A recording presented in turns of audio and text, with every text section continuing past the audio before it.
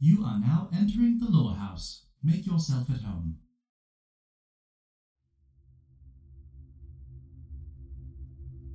By the year 2200, interplanetary expansion has exploded massively to accommodate rising populations. Colonies have been developed on planets, satellites, and space stations throughout our star system, entirely funded by an interplanetary corporation and governmental system amalgamation known as the Daedalus Corporation.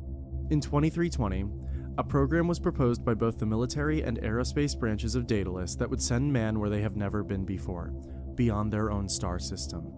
This program would be called Operation Prodigy and would offer a second chance at life to incarcerated individuals. Instead of captivity, they would be offered a life of pseudo-freedom and would be the first to settle a planet recognized under the name Candidate A, a planet in the Alpha Centauri star system, as frontiersmen.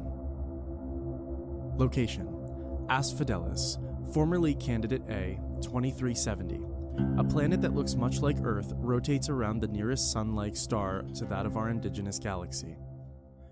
On its surface, simulated gusts of wind blow through a crop field cordoned off by a large glass dome that stands hundreds of feet tall. The distant but echoed sound of horse hooves trotting on a hard pavement-like material resound through the rounded interior. A large, makeshift barn structure stands adjacent to the sprawling field. The hollow wooden sounds of handmade wind chimes rustle in the manufactured breeze. A brownish-yellow horse, with hooves the size of bowling balls, come into focus as a set of labored and dirtied work boots hang by the horse's midsection. The rider, Caden Selene, aged 26, stands approximately 5'8", wearing dirtied rancher boots, worn jeans, and a slightly open, tattered, and faded shirt. Their sandy hair is shaved on one side, with the longer pieces all pushed to the other in a pixie-cut fashion, hanging slightly in their face just above a piece of wheat they have protruding from their mouth. As they reach the outside of the barn, they dismount the towering horse, grasping the lead with one dirt-stained hand and a slightly tarnished mechanical one. Caden leads the horse into the barn and ties the lead to a metallic hook on the wall. Good boy. They exit the barn, locking it behind them, and take a long look at the agricultural depot they helped manage. Caden's stare drifts upward to the stars, the cosmos, and then to the large structure in orbit of Asphodelus. The structure that meets Caden's gaze is a large multi-tiered space station that holds legions of drone security units should anything ever go wrong, commonly referred to by Asphodelus's population as the Tower. As Caden takes in the technological intricacies of the tower, a small ship launches itself from the station and arcs over the horizon, breaking through the atmosphere like a shooting star. Caden removes the dust-covered hat from their head and places it over their chest. They allow themselves to feel a sliver of hope for a fleeting moment before placing the hat back on their head. Caden then heads for the exit of the agricultural depot. They apply a breathing filter to their face and head for a rusted, formerly white, now off-white, and cyan blue 1986 pickup truck parked outside the dome. Caden then pops the glove compartment, removing a dusty and faded cassette tape, and slides it in the tape deck. They drive off, heading to their usual post-work activity. From a distance, we see the multicolored retro pickup truck driving down a long, dusty trail with nothing but prairie for miles all around. In the interior of the vehicle, Caden's eyes are slightly glazed over and soft-focused on the trail ahead. One arm propped up on the car door interior and the other lackadaisically driving the truck, a single finger tapping along to the beat of the music.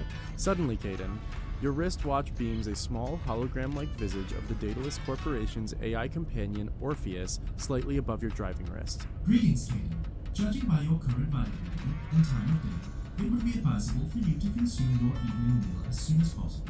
Yeah, I'm getting on that.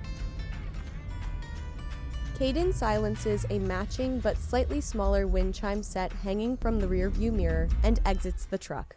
In front of Caden stands a shack of a building. The structure, about the size of a ranch home back on Earth, is one of the only familiar structures on Asphodelus, the Watering Hole Tavern. Although it is the only tavern on Asphodelus, it is also Caden's favorite. As they step forward, a familiar metallic humanoid stands under the warm and slightly nostalgic glow of old strung-up Christmas lights lining the porch of the saloon. A towering figure, standing 6'7" in height, leans against the railing of the porch, arms crossed, one looking intrinsic to his model, and the other a reddish bronze color with 4 finger digits instead of 5, seeming to have been a replacement. Smithy, a recalled Kanar Sugami BB-3 combat droid, has a metallic visor with motion sensors underneath instead of eyes.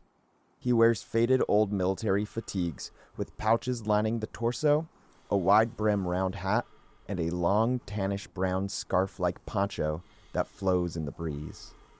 Smithy stands nearly revealing his full height, but slightly hunched to avoid hitting his head on the roof of the porch. Caden, Smithy, how are things? you're not planning on getting in the way of my drink now, are you? Seeing as I do not consume liquid, I see no reason to prohibit you. Mind if I sit with you? Caden nods approvingly to Smithy and then struts forward, grasping the door handle. The two of you open the door.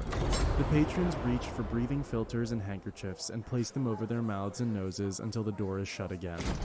As you enter, a charismatic figure behind the bar flips a semi-clear bottle over his shoulder once, then again, and one final time landing it on his head this time. He then pours a few glasses of brown malt liquor to the saloon patrons. Beau Harrow, 25 years of age, jaded and edgy in appearance. He has narrow and sharp features, boasting an impressive collection of ear piercings and a bridge piercing across his nose. He has a mod haircut and faded eye makeup that creates a sunken eye look. He wears canvas pants and a slightly see-through mesh shirt, revealing 2 scars under his pectorals and multiple abstract tattoos over his chest and arms. Behind him, a brown duster jacket hangs on a liquor rack. In front of Beau stands Darius, a 5'11" man with a jaw as sharp as a Bowie knife, rustled brown hair, and eyes as blue as a Caribbean sea. He wears a slightly dirty dress shirt that is covered by a navy blue formal vest and pants to match. He eyes the poured glasses of drink in front of him. And how about one for good luck, eh? Anything other than that brown malt shit? Unfortunately not. Our wonderful friends at Daedalus have a shipment incoming, but apparently it's been delayed for another 6 months. I suppose you'll have to settle. Tastes less like shit the more you drink. As Caden and Smithy step up to the bar, Darius's glance shifts to the both of them.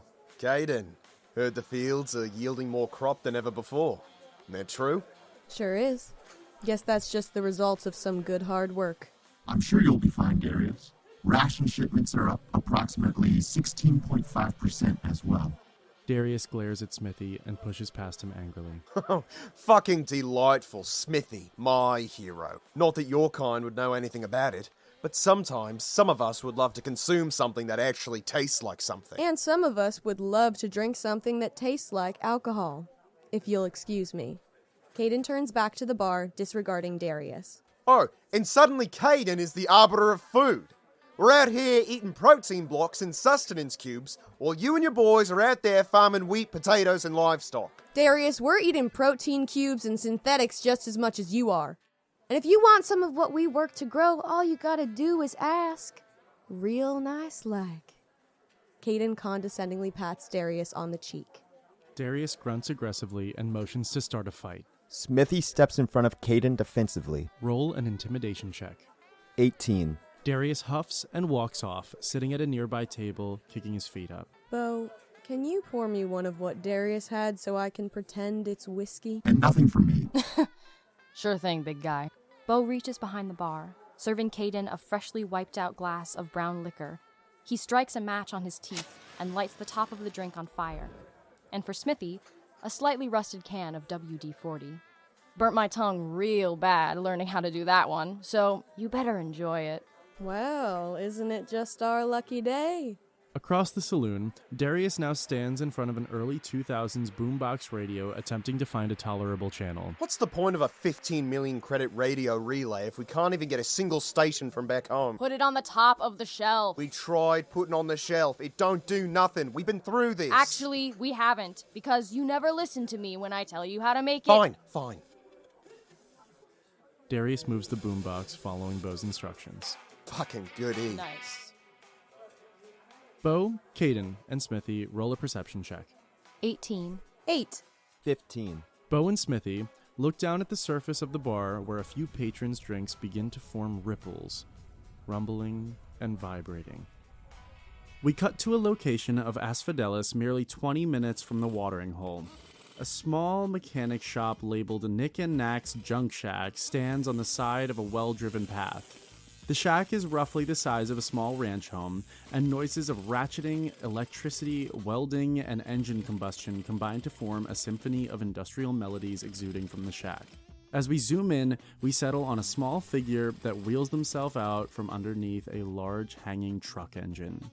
Knick, a small 4'5" girl appearing to be somewhere between the age of 10 to 12 years old, has bright green eyes, lavender hair pulled into space buns, and wears slightly faded but grease-stained orange overalls with an old green t-shirt underneath. Secured around her waist, she has a large, hefty belt that contains a variety of tools and all sorts of mechanical-looking gadgets.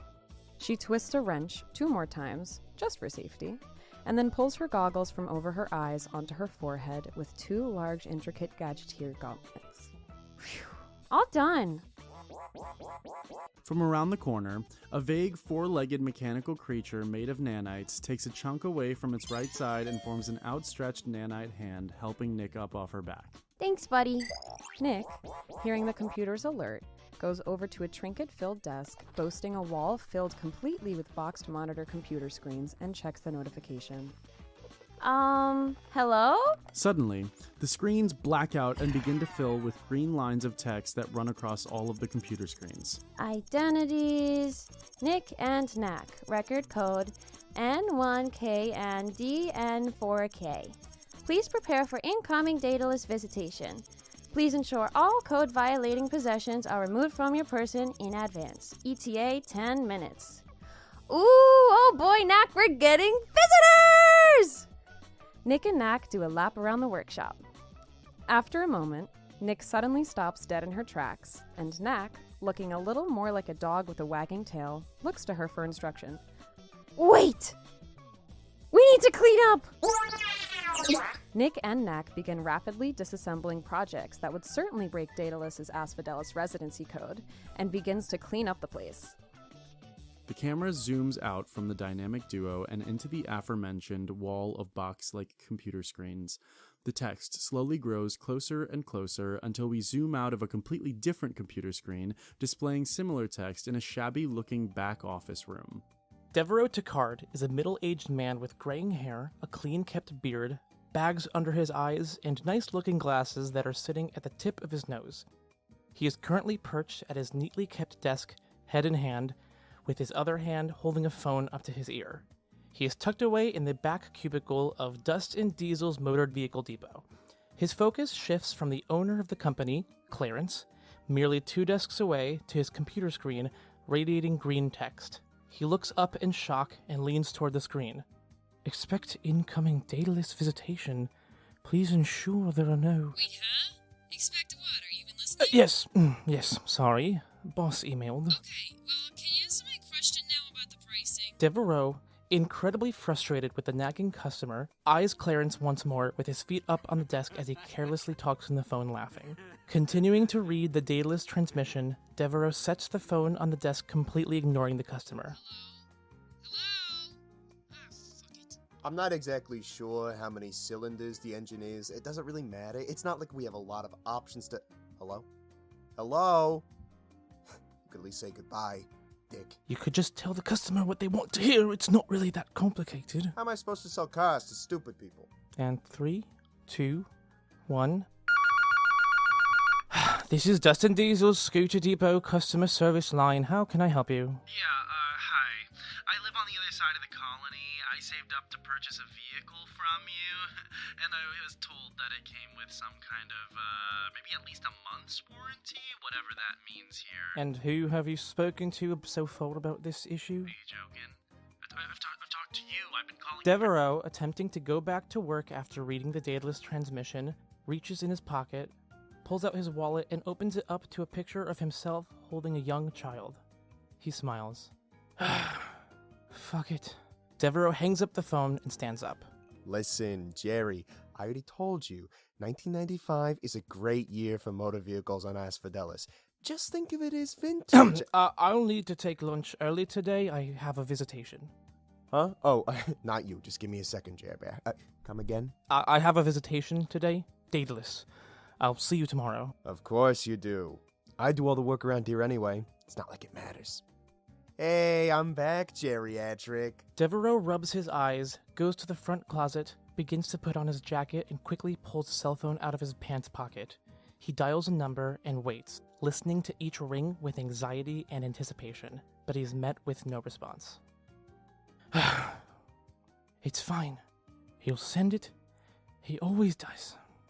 Devereaux exits the building, giving Clarence little to no semblance of a goodbye. He is aware of the fact that these kinds of transmissions are typically sent when prisoners do something wrong, so he approaches the door with caution and looks both ways for any suspicious behavior before stepping outside. Back at the tavern, the current inhabitants see a massive flash of white light out the window as a large flying prisoner transport ship sets itself down outside the watering hole. What in the fresh hell? Well, that's not good now, is it? I'd hide your contraband if I was you. Do smokes count as contraband? I can't remember if they were on the No ban list. fucking clue. Honestly, I think you should light one up and see how that plays out for you. Simultaneously, we see a large robotic security droid standing nearly 7.5 feet tall, delivering the same message to the residences of the Watering Hole Tavern, Knick and Knack's workshop, and outside Dustin Diesel's motor depot. Attention. Please listen closely as there is pertinent information incoming. Following this message, a list of names will be stated. If you hear your name, please enter your person of dangerous materials and present yourselves for transportation. Okay, Captain Killjoy. The large robotic sentries appear to be wearing heavy advanced Kevlar body armor and a mechanically visored helmet. On the neck, however, there are intricacies of mechanisms showing joints and points of articulation, hinting more towards their completely mechanical form than a first glance might convey. The sentry at the tavern moves almost as smoothly as a human and opens the airlock door. The following names, please report outside. Caden, Selene, Smithy, Bo, Harrow, and Darius, Lockely. You have 3 minutes to gather your belongings. You will be checked for hazardous belongings upon arrival. The sentry turns and stands by the transport vessel awaiting its passengers. That's a new model.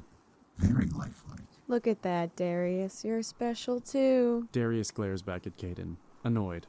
Caden stands up, pushing away from the bar, and walks outside. It's about time. Darius lights a smoke and follows suit.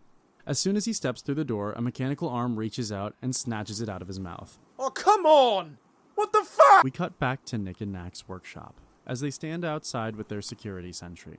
Knick and Knack. Hi! Your presence is requested by the Daedalus Corporation. Where? The sentry points up to the satellite security station in orbit of Asphodelus. Alrighty, okay! Knack's formerly large humanoid body begins to lean down as tiny mechanical nanites fold over themselves like ants, reshaping into a small mechanical pony. Knick jumps up onto his back, and the two follow the sentry up the ramp and onto the ship. The transport ship's heavy door closes behind Knick and Knack. Once aboard, Knick and Knack see a well-dressed man, legs crossed, sitting in a seat across the center aisle. Devereaux is sitting calmly and looks at the new travelers, relatively unbothered by the presence of a mechanical pony creature. Oh, hello. Welcome aboard, I guess. Are you also on this vague, mysterious mission to the security station? Yes, sirree, I am. What's your name? Devereaux. And aren't you quite the eager one? What is your name? My name is Knick, and that's Knack. Knick points to the mechanical pony. Well, hello, Knick and Knack. Charmed. The small pony nods at Devereaux. Devereaux responds in a gesture as if he were tipping a non-existent hat. 3 separate ships lift off the desolate frontier surface of Asphodelus and head towards the stars, a place many of our passengers have not been in quite some time. During takeoff, Bo slides on his headphones, slumps into his seat, and listens to a cassette tape on his Walkman. Smithy looks out the window at the stars now surrounding them and tilts his head. He turns to Caden. Caden, what is this? What is what? This feeling. It's familiar, but distant. The feeling of wanting old times back. Yearning? Pining? Yearning. Pining. Well, I I suppose I'm yearning and pining to get back out there. Smithy points out at the vast vacuum of space. Good news is you're already here. Welcome back to the Abyss, my friend. Look at that. Dreams really do come true. Smithy looks at Caden with warmth. The cold void of space meets all the travelers in the transports in a familiar, vast, and slightly nostalgic way. Smithy, feeling returned home, stares out the window at the plethora of stars ahead of him. He feels relaxed and almost at peace in a way that he hasn't felt in a very long time. Caden stares at Smithy for a moment before they decide to move and look out the window, gazing into the cosmic expanse. They take in all of the details surrounding them, eyes eagerly darting between the stars. They track and chart the constellations in their head in an attempt to get a solid grasp on their current location. However, a deep, unsettling feeling rests in their stomach as they remember they aren't in their indigenous star system, and these constellations are vastly uncharted and unnamed. The necessity to pioneer new hospitable planets comes to mind as Caden dejectedly sits back down, still keeping an eye on the stars. Simultaneously, Beau is much less focused on the exterior of the transport and is instead glancing around the interior of the ship, fidgeting with a coin. He wonders what kind of ship this is and where it might have come from. How new is it? What kind of equipment is on a ship like this? He gathers as much information as he can from his surroundings to help predict what or who they might be headed towards. Beau, please give me a lore, investigation, or technology check. Player's choice. Natural 1 on investigation. As interesting as the ship is, the specifics of the interior fade into the background as Beau is drawn into Caden and Smithy's conversation. As they discuss the blanket of stars around them, Beau finds himself interested. His attention is almost unwillingly turned towards the vastness of space. Beau begins to feel queasy as he continues to anxiously flip his League of Allied Nations coin from the year 2024.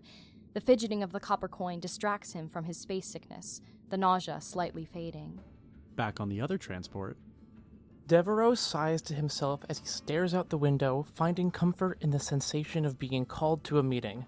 There is a baseline anxious energy about him, but the excursion, feeling like a field trip, is serving as an acceptable distraction.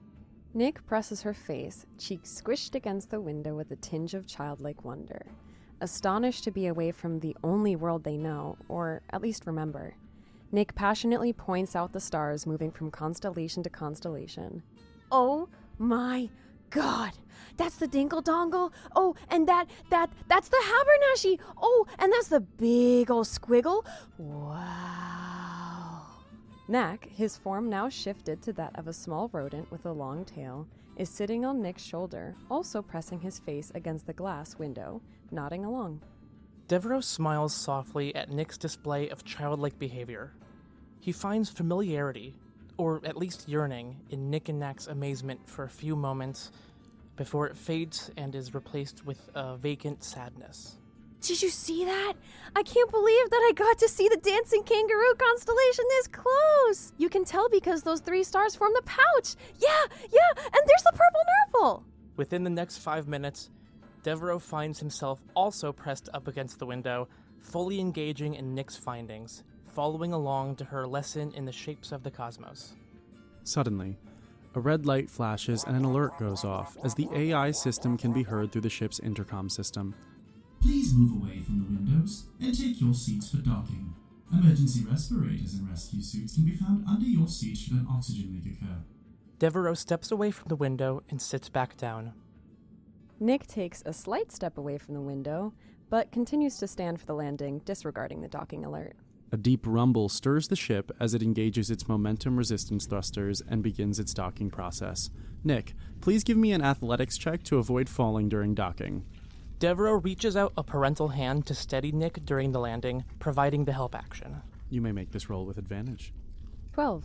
The docking process rattles the transport ship, causing Knick to lose her footing. However, as she loses balance, Knack suddenly shifts into a large bike stand-like form, propping up her right side, and Devereaux, with a very inherent parental instinct, puts a hand onto Nick's back, helping her into a seat. Thanks you much! All 3 ships lock into their docking stations. Hello. You have arrived at the Asphodelus Security Station. Please watch your step as you exit your vehicle. Wow. Now this is really something, eh, Knack? Thanks for visiting the LoreHouse. We can't wait to see you next time.